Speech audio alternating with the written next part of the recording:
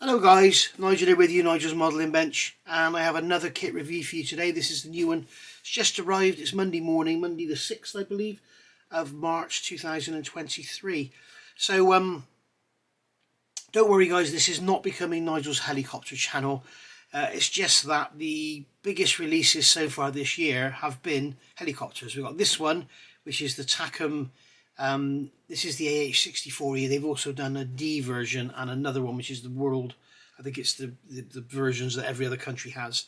I've bought this one. I've also ordered the D on a pre-order because it was £20 off if you order it on a pre-order. So that's what I've done. So that one will be here eventually. This one's just arrived this morning from Scale Model Shop.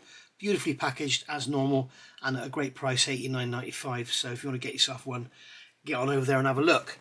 There are a million reviews of this kit on YouTube, so I'm not going to make a big fuss about it and go into detail and stuff, and I'm not really that knowledgeable on the subject. But all I know is 35th scale Apache is something a lot of people have been waiting for a long time. We had the Gangnam kit, which was based on a very early pre-production model version of the helicopter, and it's, you know, it's basically rubbish to be honest. And if you've got the Academy kit, which came out only last year I believe, that is actually a repop of that kit. So if you've got the Academy kit, it needs a lot of work to get it up to this standard. So don't bother buying that thinking you're saving money. Just get this one. Or there is a main kit on the way as well, which will be very nice, which I will probably also get. So what do we have here? This is the E version. By the way, I'm going to put a link down below if you want to see a really nice review of this kit, followed by a talk with an actual Apache pilot who also happens to be a modeler and a book author. Go and have a look at that. I'll put a link down below, World in Miniature. If you don't want to see the review of the plastic because you've seen it a million times, skip forward on the video until the screen changes into two blocks. You'll have the face here of the guy the creator of World in Miniature, and on this side you'll have the actual pilot. So if you skip forward to that point, you can listen to him talking about all the details and why you can't make an early D or something, and then why you can't make a late D from the D kit. If you want to make a late D, you need the rotor blades out of this. If you want to make an early D, which is depicted by the decals in the kit, you need a different instrument panel, and it's fantastic to listen to. So yeah, if you want to build a correct, accurate Apache of a certain time, they will tell you all about it. So here we have, it's a big heavy box. I looked on the label, it's like 1.4 kilos or something, 1.3 kilos. So it's a lot of plastic in here. I've had a quick look inside the box. I haven't been through the sprues. I just literally took the lid off and had a look. So what we have here is this is obviously the box front, and it's saying here bonus, and it's made to look like a sticker, but it's not, so we'll probably always get that. It also says here 3D printed parts included, so it'd be interesting to see what they are. And it's got down here snowman model. Ignore that, it's actually Takom. Apparently it's something to do with if they start a new company, they get certain benefits from the government in China or whatever. I don't know, but whatever. So here we have on the side of the box the two variants, I'm guessing, that we're going to have in the kit. So this is the 16th Combat Aviation Brigade US Army, and this is the 1st Air Cavalry US Army. No, nothing about periods, but I believe this version of the E came around about 2013, 2014. End of the box is basically the same, the 14 plus warning, and then there's the kit number there. One of those weird Takom kit numbers that looks like a date. And then here, as typical with Takom, we got the sprue layout, so you can see we have many sprues in here, lots and lots of parts. I can't see anything here which is 3D printed unless it's that there. It looks like it's probably that there. But yeah, very nice indeed. We've also got photo etch there. We've got some line and some little metal cylinders as well. So having a look in the box, as you can see, it is very packed. We've got the clear parts on the top here, and luckily they're not damaged. So, but the actual the actual kit is beautifully packaged, and the box is very full. So we've got our clear parts there, which look to be very clear indeed. Really nice. We have our fuselage halves. Somebody was asking, I think it was Tim was asking how big this would be. Well, there you can see if I get the 12-inch rule, you can see how big it is. So it's, what is it,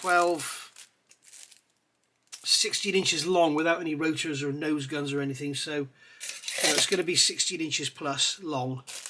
Very, very nice indeed. Beautiful surface detail on there. So lovely. We'll look at those in a minute. We've got sprues here of gun parts. All looks very, very crisply moulded.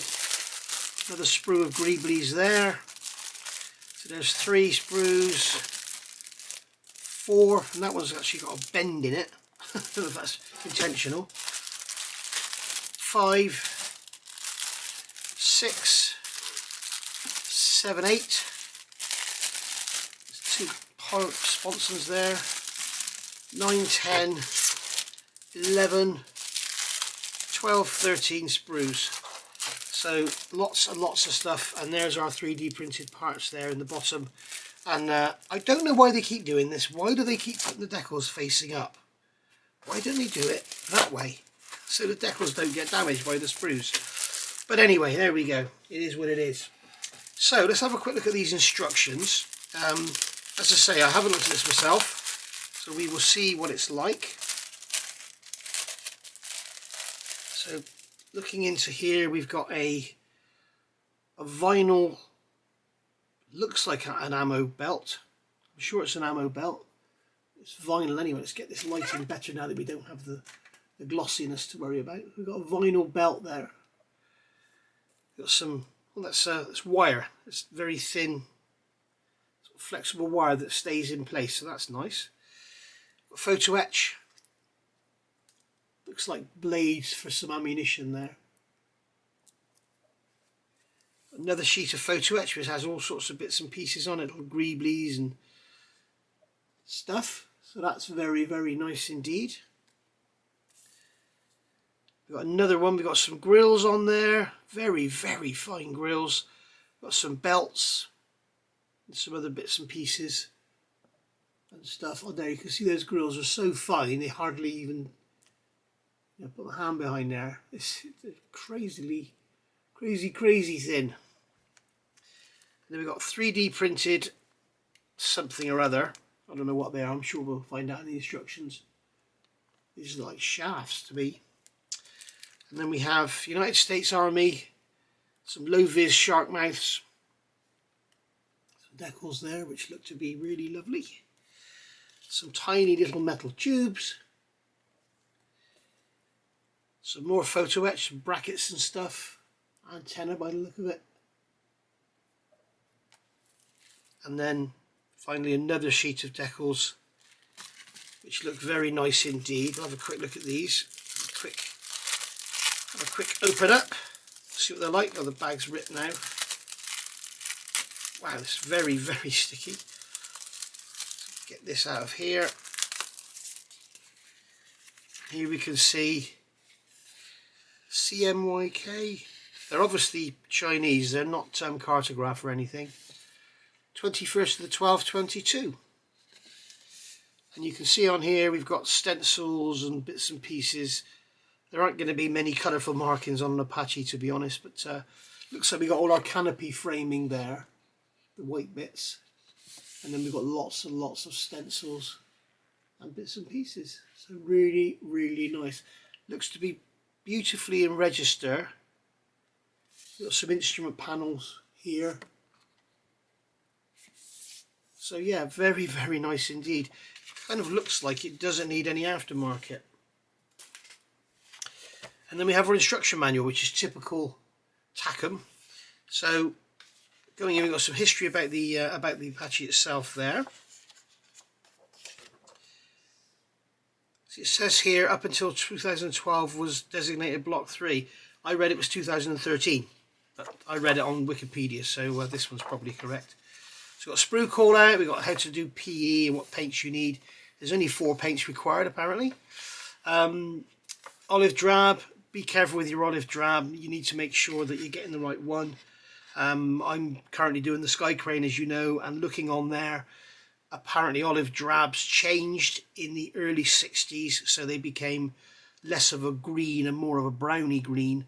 And then like back in the 70s, they changed back to like a more green colour. So have a good look at what you're looking for. If you're doing an early Vietnam helicopter, it would have been 34087, which is the brownie green, which it looks like Mr. Hobby do a beautiful match of.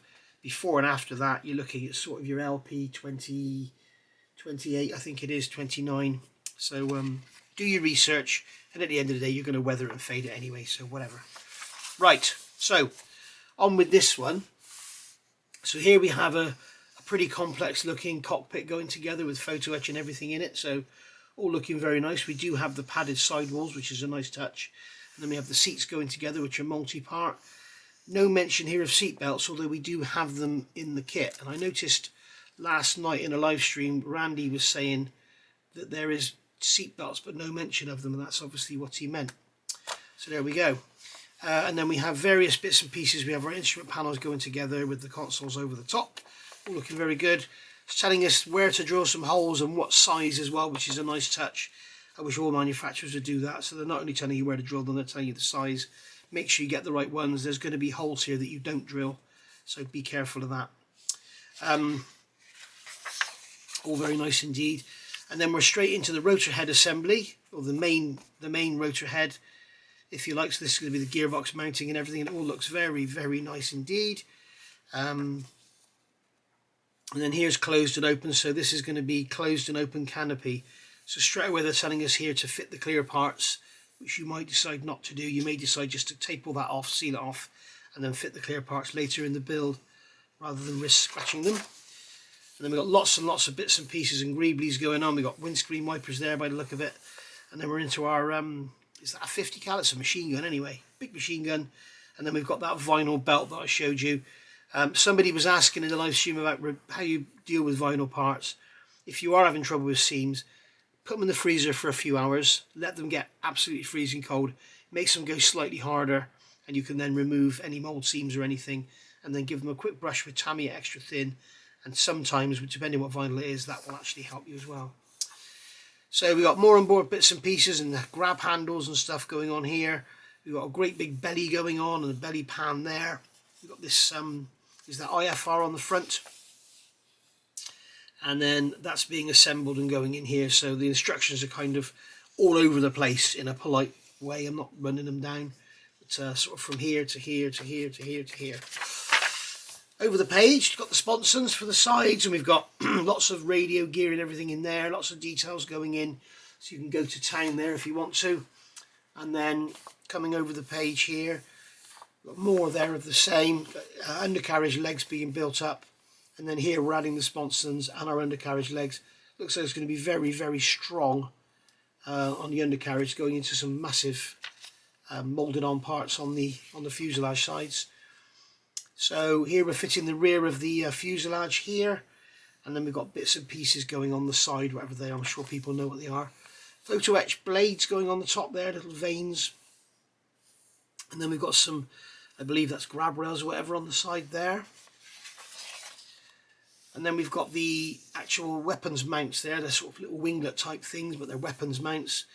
And then we've got the rotor head assembly. Is this the main rotor head or the tail rotor? Looks like it's the main rotor head going to get. Oh, this is the engine, sorry. This is an engine, so we've got a complete engine with the separate bolted flanges and everything, and the gearbox casing there. So very nice. We have photo etch parts in there as well. And then coming forward, we've got the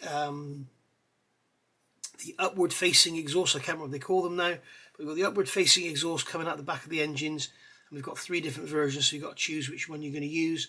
Or is it 3 exhausts? It's 3 exhausts, sorry, I thought that was 3 different versions. It's actually 3 exhausts going to go into that same cover.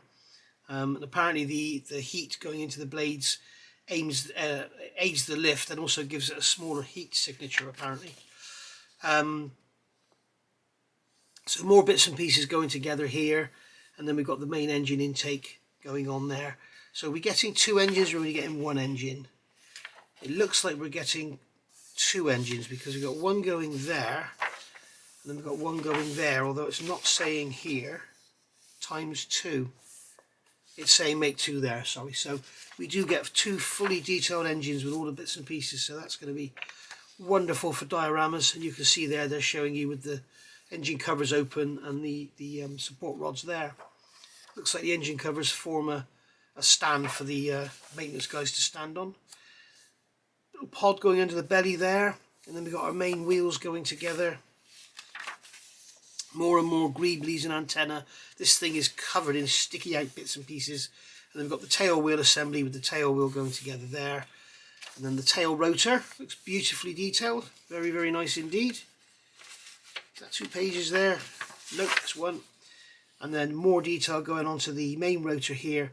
And we have the option of having the rotors folded. Now, I don't know, we'll have to have a look, but I don't know if we get the option to fold the rotors or if we have the option to build them in folded or unfolded. I must say it's looking here very much like you have the option to fold them, because we've got a metal pin going in there. Is that a pivot? And then we've got a piece going in here. Not exactly sure, but the actual rotor blade itself, it looks like it's the same part, J1, J1, J1. I don't know what that piece there is.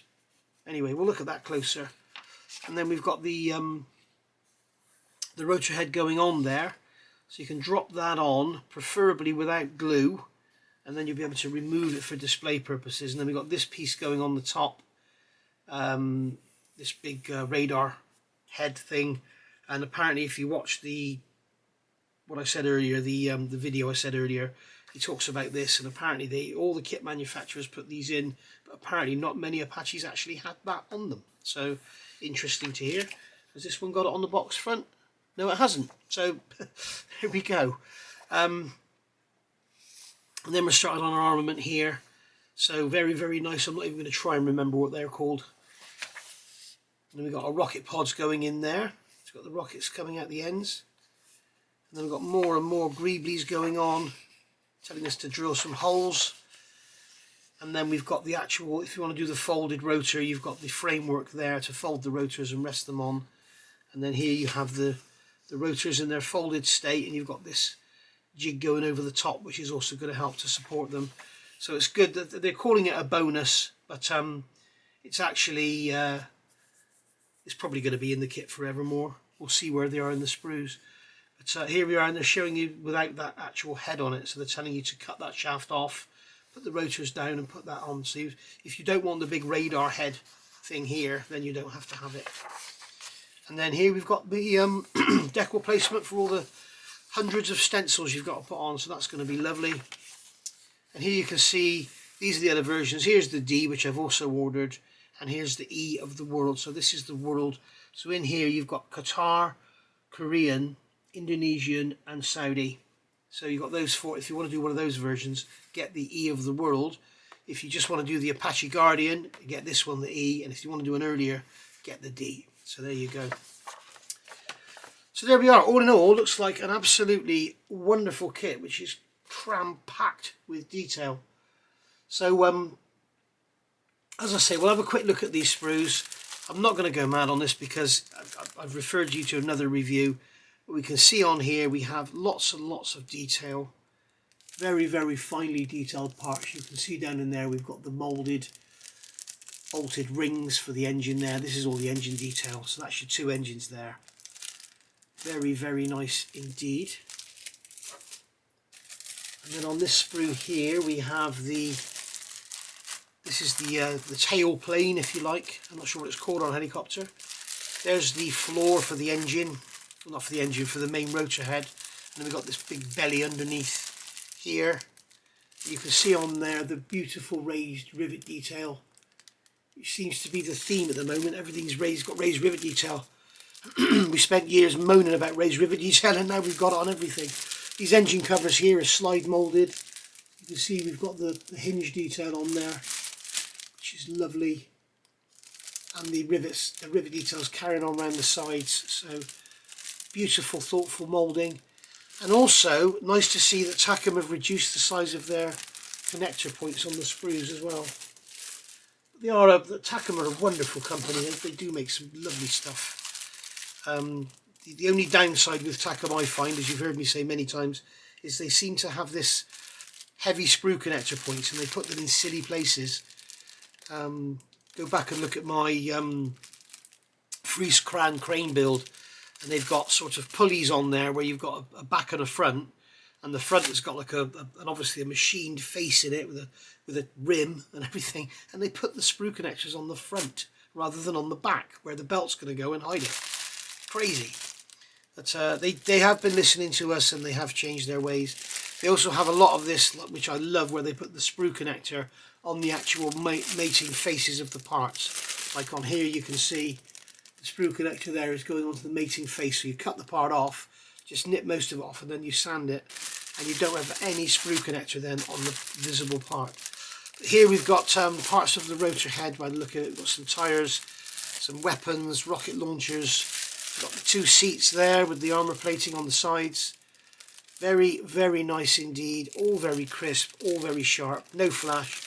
Massive ejector pin marks on here, they're called Z-pins. And there, I'll just break those off. Lovely, really nice.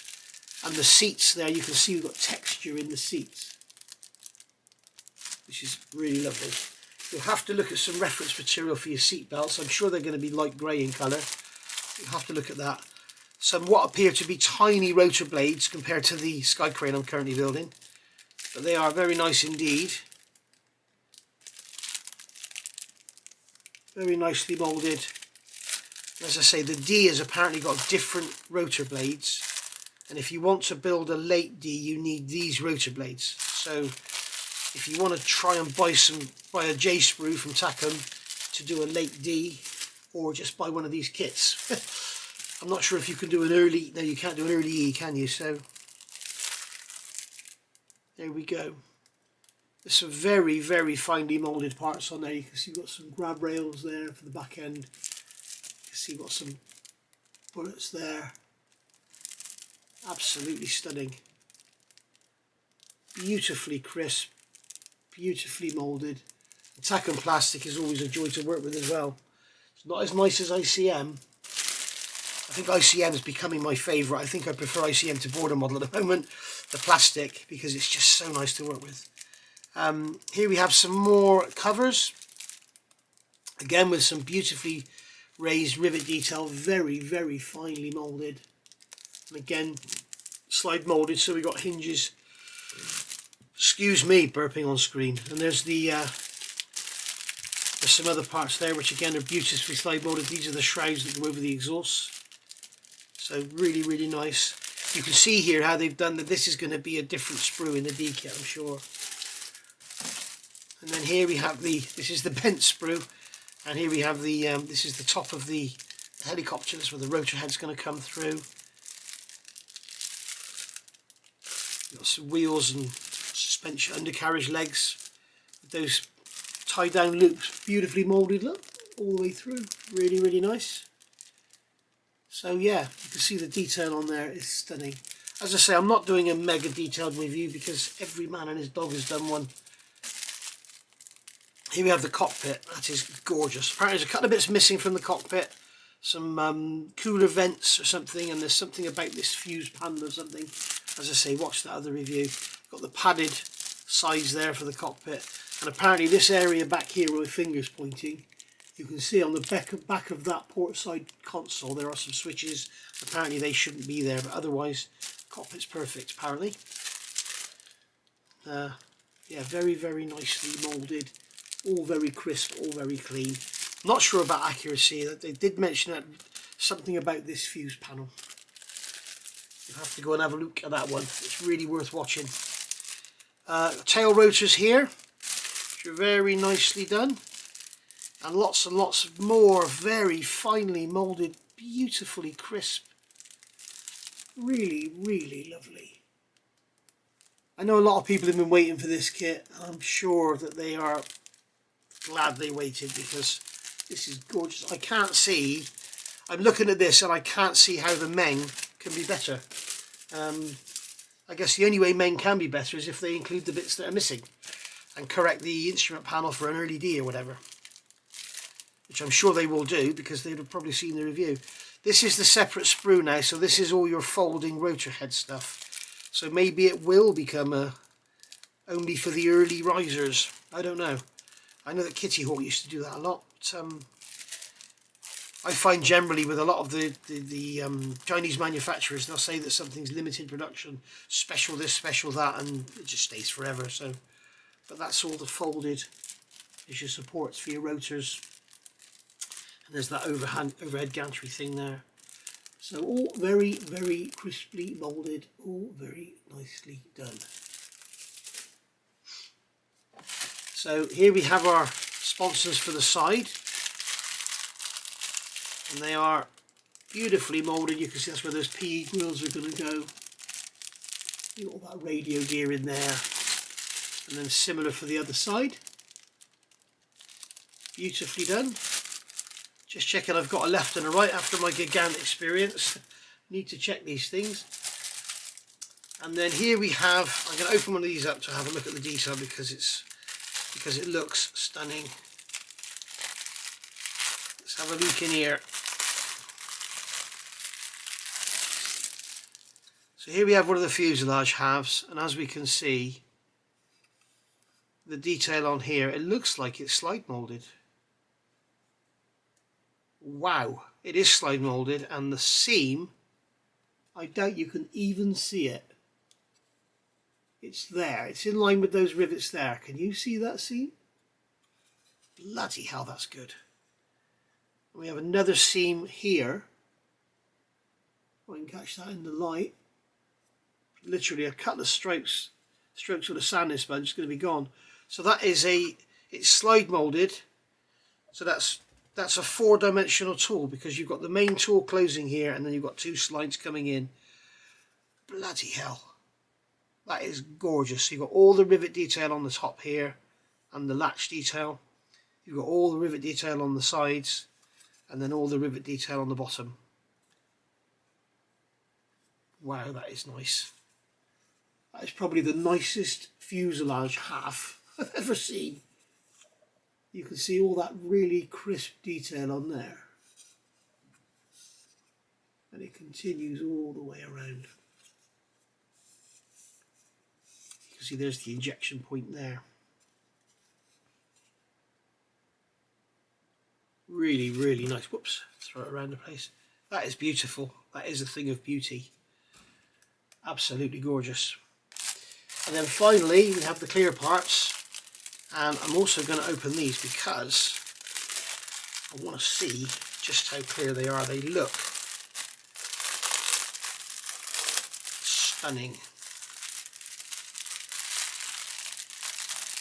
Careful not to scratch anything. Wow. Wow. They are absolutely stunning. And here you can see once again we've got the single the single injection point, so you get no spidering or anything. I'm going to get something. Is the the ICM Sky Crane instructions. We'll put that over there, and you can see there is like no distortion. So your beautifully painted and assembled cockpit is going to be seen in all its glory. They are the nicest. They are, well, I've seen some Kitty Hawk clear parts that are gorgeous. They are some of the nicest clear parts I've ever seen. They are beautiful. Wow. So anyway, guys, there we have it, and there's the other fuselage half there. Again, we have that practically non-existent seam line, and the same there. That is stunning. Absolutely beautiful. So that has been a review of the AH-64E Apache Garden from Takom, and I would thoroughly recommend this kit for the experienced modeler. It looks absolutely stunning. I didn't see where in the instructions it called out the 3D printed parts, but I'm sure I'll see that when I look through it properly. So thank you for watching. As I say, link down below, go and watch that review. And if you don't want to see the kit review, just skip forward until you see 2 faces on the screen, and you can listen to the guy who knows exactly what he's talking about. So thanks for watching. Go watch that video. I'll see you all soon. Bye for now.